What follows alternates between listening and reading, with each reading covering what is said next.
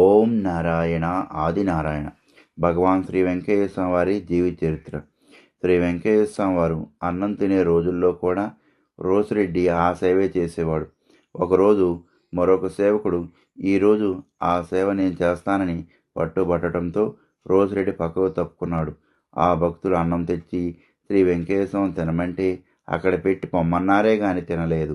కొంతసేపు అయ్యాక శ్రీ వెంకటేశ్వర స్వామి వారు రోసిరెడ్డిని పిలిచి, పెడితే అన్నం నువ్వు పెట్టు, లేకుంటే నన్ను బండిలో వేసి ఆశ్రమంలో లాగే అన్నారు కోపంగా. నాటి నుండి ఇతర సేవకులు ఎవరు శ్రీ స్వామివారికి మేము అన్నం పెడతామని వాదనకు వచ్చేవారు కాదు.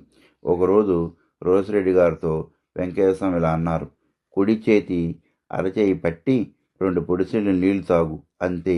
ఆనాటి నుండి రోసిరెడ్డి గారికి దాహం నశించిపోయింది. సామాన్యంగా గుండాన్ని సేవకులు సవరిస్తే అడ్డు చెప్పని ఆయన ఒక్కొక్కప్పుడు దాని చెంతకెవరిని రానిచ్చేవారు కాదు. తులసవ్వ నిత్యము ఆ గుండంలో సాంబ్రాణి వేసి నమస్కరించుకునేది. ఒకరోజు శ్రీ వెంకటేశ్వర వారు చేతులు అడ్డం పెట్టి ఆమెను గుండం దగ్గర రానిలేదు. బహుశా మన స్థూల దృష్టికి గోచరించిన రీతిలో ఋషీశ్వరులో లేక దేవతలో గుండం వద్దకు వచ్చి ఉంటారని ఆ సన్నివేశాన్ని బట్టి మనం ఊహించుకోవచ్చు.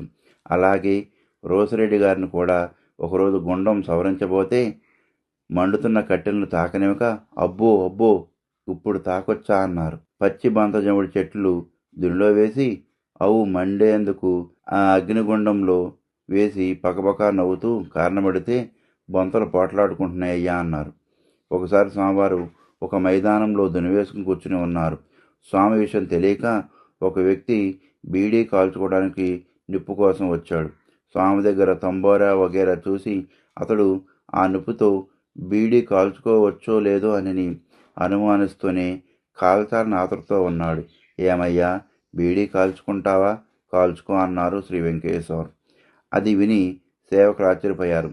కారణం, ఆ రోజుల్లో దునిలో ఒక్క పుల్ల వెయ్యాలన్నా శ్రీ వెంకటేశ్వర స్వయంగా వేసుకునేవారు కానీ ఎవరిని తాకనిచ్చేవారు కాదు. కానీ అవతల వారి భావాన్ని బట్టి తాము నడుచుకునేవారని పై సంఘటన చెబుతుంది. దక్షిణ రూపంలో వచ్చిన పైకాన్ని శ్రీ వెంకటేశ్వర వారు తన సేవకులకు వారి వారి కష్టములు అవసరాలకు తగ్గట్టుగా ఇచ్చేసేవారు కానీ తమ దగ్గర నిల్వ ఉంచుకునేవారు కాదు.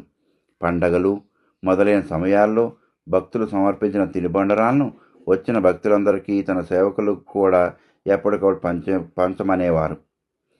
దశయ్య, రమణయ్య, రోసిరెడ్డి వారికి కష్టం ఎక్కువ కనుక వారికి కొన్ని తినుబండరాలు దాసి ఉంచి ప్రత్యేకంగా ఇచ్చేవారు.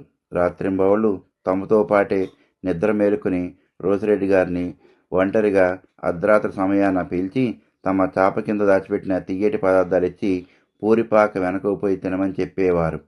శ్రీ వెంకటేశ్వర వారు మహాసమా చెందే నాటికి 95 నుంచి 98 సంవత్సరాల వయసు ఉండొచ్చు.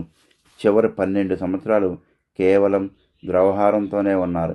కానీ శరీరంపై ఎక్కడా కూడా వృద్ధాప్య చిహ్నములైన ముడతలు లేవు. ఎప్పుడు ఎముకలు కంటుకుని నున్నగా నిగడగలాడుతున్న చర్మం చూస్తే తెలిసిన వారికి ఇది యోగ శరీరం అనిపిస్తుంది. శ్రీ వెంకటేశ్వర నేత్రంలో ప్రశాంతత, గాంభీర్యం కొట్టొచ్చినట్టు కనపడేవి. చురుకైన మెరిసే కన్నులు ఆ మహాయోగి పెట్టిన ఆభరణాలు. ఓం నారాయణ ఆదినారాయణ. భగవాన్ శ్రీ వెంకటేశ్వర అభయ వైకుంఠాశ్రమం సంగం జాగర్లముడి, గుంటూరు జిల్లా, బి. గంగాధర స్వామి.